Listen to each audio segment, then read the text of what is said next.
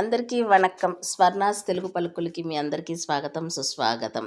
వీడియోలోకి వెళ్ళిపోయే ముందర లైక్, షేర్ అండ్ సబ్స్క్రైబ్ చేయటం అస్సలు మర్చిపోకండి. ఇప్పుడు నేనున్న స్థలము తమిళనాడులోని తిరువళ్ళూరు ప్రదేశంలో ఉన్న అరుள்మిగ కనకవల్లి సమేత వైద్య వీర రాఘవ స్వామి వారి దేవాలయం. ఇది చూస్తారంటే చాలా పురాతనమైన దేవాలయం. ఒక 6000 సంవత్సరాల క్రితం కట్టిన గుడి అండి. దీనికి చాలా విశేషమైన గుడి. ఎందుకంటే ఇక్కడికి వచ్చి స్వామివారిని దర్శించుకుంటే ఉన్న ఆరోగ్య సమస్యలన్నీ తీరుతాయి అన్నది ఒక నమ్మకం.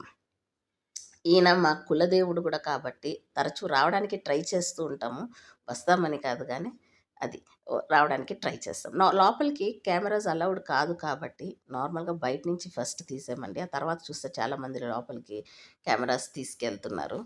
సో నేను కూడా తర్వాత ట్రై చేశాను లోపలికి తీసుకెళ్ళడానికి, బట్ గర్భాలయంలోకి తీసుకెళ్ళలేదు అనుకోండి.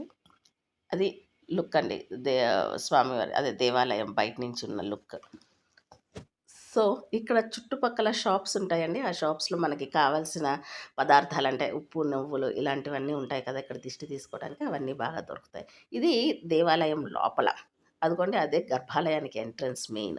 నేను లోపలికి తీసుకెళ్ళలేదు ఎందుకంటే వాళ్ళు రూల్స్ వద్దు అని అన్నప్పుడు అంతకంటే మించి తీసుకెళ్ళటం మంచిది కాదు కాబట్టి నేను వెళ్ళలేదు. ఇంకా బయట నుంచే వీలైనంత మటుకు చూపించాను.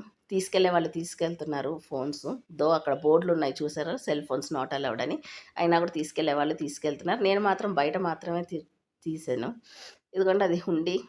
ఇందులో మామూలు హుండీ ఒకటి ఉంది, అన్నదానానికి ఒక హుండీ ఉంది. మీకు దేనిలో వేయాలంటే దానిలో వేయచ్చు.